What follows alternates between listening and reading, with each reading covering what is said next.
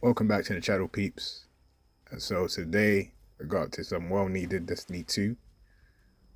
Played a combination of Rushdown and Supremacy, which is a PvP game mode. And guys, it was extremely enjoyable. It was extremely enjoyable. I had an exotic auto rifle on, playing with the Void subclass on the hunter character, and yeah, it was an amazing experience. Never really gets old, to be honest. But yeah, guys, just wanted to read some a description of Destiny 2 to you, since I've got you here on this video. And it says here: dive into the world of Destiny 2 to explore the mysteries of the solar system and experience responsive first-person shooter combat. Unlock powerful elemental abilities and collect unique gear to customize your Guardian's look and playstyle. Enjoy Destiny 2 cinematic story and challenge co-op. And so, yeah guys, Destiny 2 is a great combination of PvP, so player versus player, and PvE content, player versus enemy, or player versus player versus enemy content. And guys, as I said before, it doesn't really get old, to be honest. The moment you start playing a game like Destiny 2, the graphics are so captivating that you end up playing it and just playing it. And I guess if you have the right setup for it, then it works out for the better. As I've told you guys before, my setup right now isn't what it should be, so I won't be able to put out, let's just say, a lot of content, but I will be able to put out content every now and again. And depending on how you see every now and again. And yeah, I really do enjoy the game Destiny 2. Now, from what I've been made aware, it's the Act 2 is coming to an end. So this particular DLC is coming to an end imminently. So we'll be moving on to Act 3. And I think where the hype is now with Destiny 2 is with Eris Morn and her particular story, going into the Dreadnought with the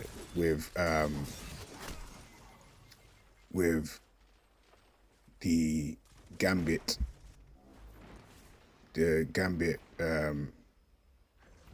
person. And yeah, it's gonna be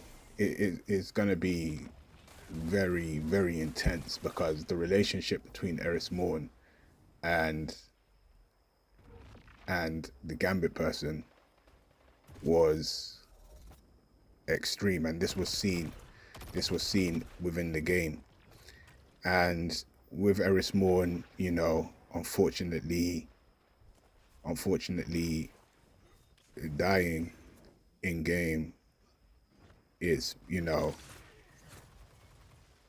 become very, very much sad, but at the same time it's also become a rally of,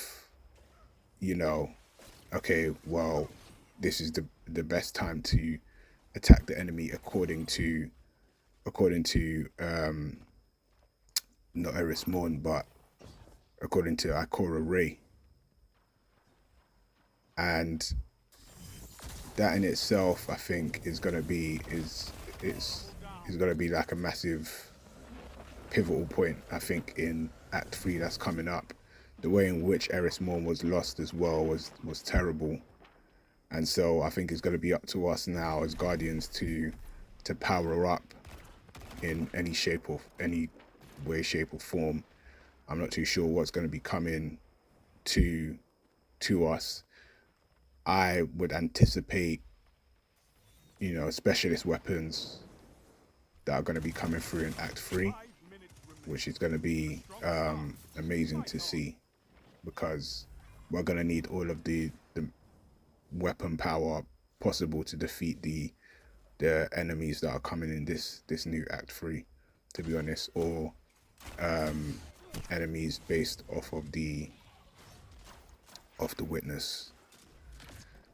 And so yeah, we're gonna need to prioritize a lot of things, to be honest, coming into this new shape or DLC that's coming out.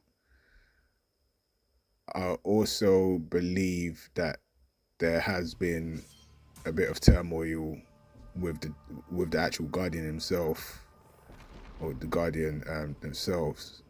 You know, just not actually. It's the not knowing.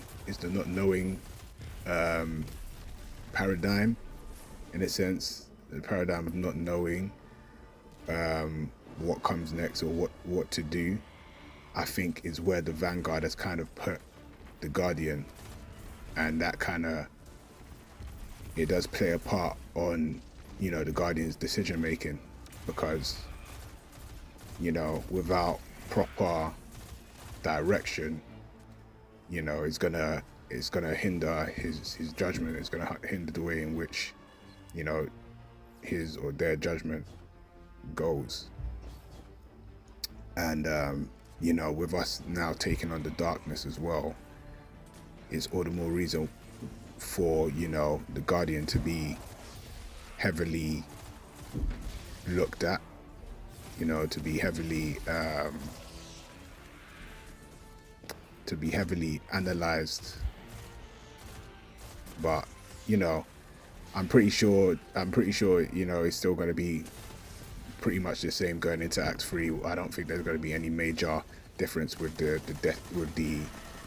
Guardian storyline per se. I think we're still going to be playing that helping hand character, which is desirable.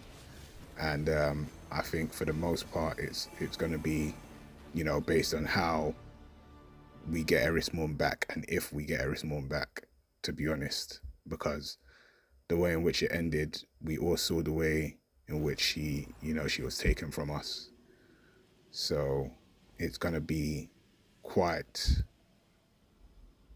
interesting to see whether we get her back or whether she's been lost, not only to her death, but to the darkness. So big questions, big stories to be told in this new Act 3 that's coming up, and potentially a new DLC that's going to be coming to Destiny 2. But guys, I hope you've enjoyed the video. If you have, hit the sub button, hit the like button. You know exactly what to do. Guys, thank you so much for tuning in. Take care. Peace.